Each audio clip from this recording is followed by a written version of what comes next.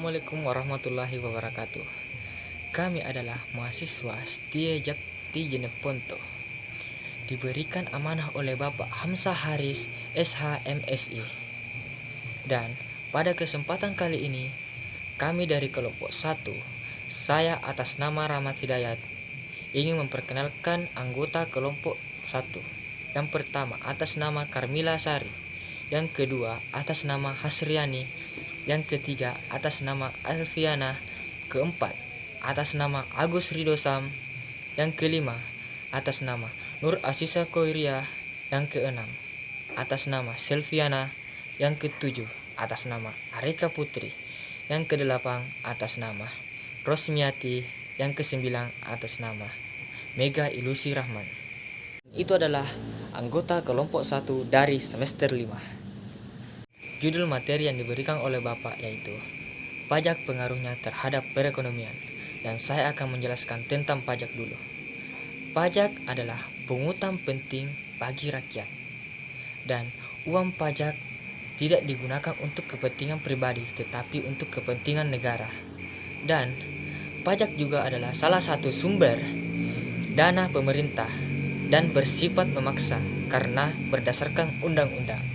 Dan pengaruh pajak akan dijelaskan oleh saudara Asriani. Terima kasih. Assalamualaikum warahmatullahi wabarakatuh. Perkenalkan, nama saya Asriani. Kami dari kelompok 1, yaitu akan menjelaskan tentang pajak terhadap pertumbuhan ekonomi suatu negara, yaitu di mana pajak adalah pada pendapatan disposable. Dengan menurunnya pendapatan disposable, maka konsumsi relatif menjadi turun pula, di mana turunnya konsumsi akan berdampak pada turunnya pendapatan nasional equilibrium. Sedangkan harga equilibrium atau harga bebas adalah harga yang terbentuk pada titik pertemuan kurva permintaan dan kurva penawaran. Sekian dan terima kasih. Yang akan dilanjutkan oleh Selviana, yaitu jenis-jenis pajak. Assalamualaikum warahmatullahi wabarakatuh. Perkenalkan, nama saya Selviana. Kami dari kelompok 1. Saya ingin menjelaskan jenis-jenis pajak.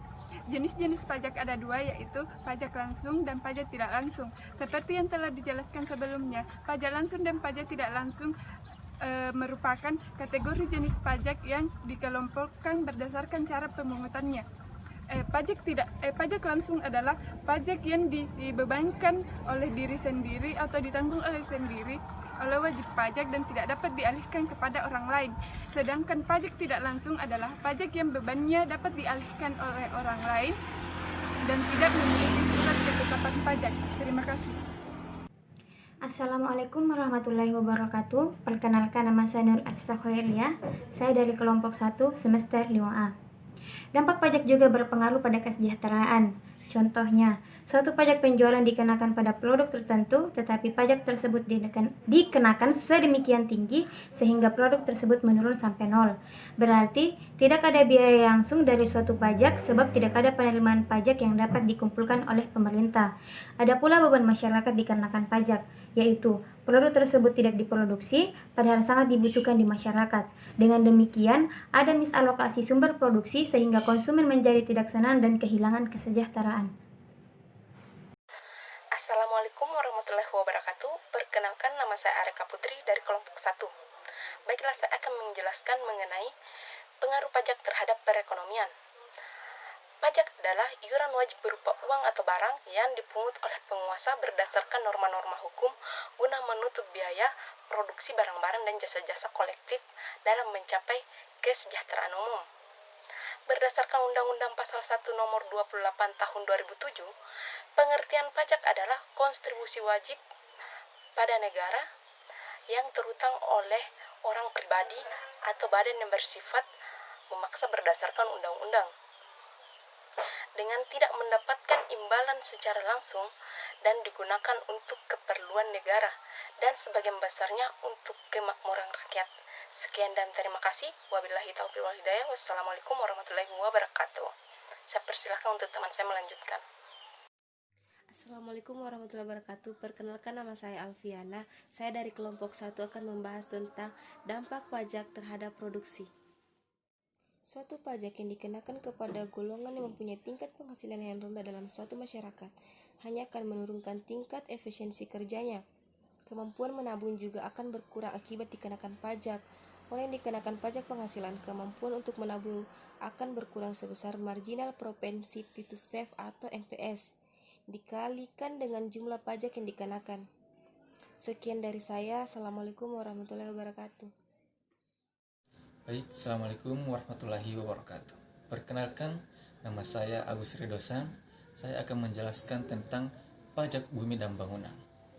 Nah, pajak bumi dan bangunan adalah pajak yang dipungut atas tanah dan bangunan karena adanya keuntungan dan atau kedudukan sosial ekonomi yang lebih baik bagi orang atau badan yang mempunyai suatu hak atasnya atau memperoleh manfaat daripadanya. Sekian dari saya. Assalamualaikum warahmatullahi wabarakatuh. Bismillahirrahmanirrahim. Assalamualaikum warahmatullahi wabarakatuh. Perkenalkan, nama saya Rusmiati dari kelompok 1. Kami akan menjelaskan materi kami yang berjudul pajak terhadap pengaruhnya perekonomian pada bagian dampak pajak terhadap keinginan bekerja.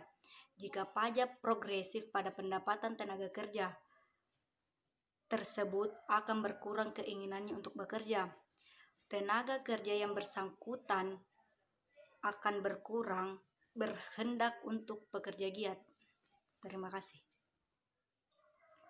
Assalamualaikum warahmatullahi wabarakatuh. Perkenalkan, nama saya Karmila Sari, jurusan Ekonomi Pembangunan, semester 5 ruangan A dari kelompok 1. Baik, di sini saya akan memaparkan beberapa poin tentang ciri-ciri pajak. Yang pertama, dipungut oleh negara, baik pemerintahan pusat maupun daerah, di mana iuran tersebut berupa uang yang dipungut sesuai dengan kejadian, keadaan, dan perbuatan yang bermanfaat bagi seseorang. Yang kedua, dipungut atau dipotong berdasarkan dengan kekuatan undang-undang serta pelaksanaannya. Nah, yang ketiga, dalam pembayaran pajak tidak dapat ditunjukkan adanya kontraprestasi langsung dan dapat ditunjuk. Yang terakhir, diperuntukkan bagi pengeluaran pembayaran pemerintah yang bermanfaat bagi kemakmuran rakyat. Baik, sekian dan terima kasih dari saya. Mohon maaf bila ada kekurangan. Assalamualaikum warahmatullahi wabarakatuh. Assalamualaikum warahmatullahi wabarakatuh. Di sini saya akan menjelaskan tentang fungsi pajak. Fungsi pajak dibagi atas menjadi dua, yaitu fungsi pajak penerimaan dan fungsi pajak pengatur, di mana fungsi pajak penerimaan yaitu pajak sebagai sumber dana bagi pemerintah untuk membiayai pengeluarannya. Fungsi pengatur yaitu pajak sebagai alat untuk mengatur atau melaksanakan kebijakan pemerintah dalam sosial dan ekonomi. Terima kasih.